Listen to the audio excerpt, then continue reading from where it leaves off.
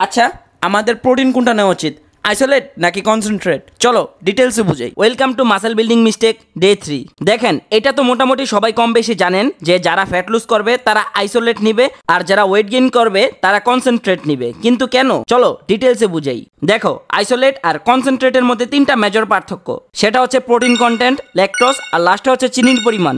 সব প্রথমে concentrate protein নিয়ে কথা বলি। এই প্রোটিনে ল্যাকটোজের পরিমাণ তুলনামূলকভাবে অনেক বেশি থাকে, আর প্রোটিন কন্টেন্ট 80% উপরে থাকে। যেমন 1 স্কোপ 33 গ্রাম, সেখানে আপনি 24 গ্রাম প্রোটিন পাবেন। আর অন্যদিকে আইসোলেট প্রোটিনে প্রোটিনের পরিমাণ থাকে 90 থেকে 95%, অর্থাৎ 33 গ্রাম প্রোটিনে আপনি 28 গ্রাম প্রোটিন পাবেন।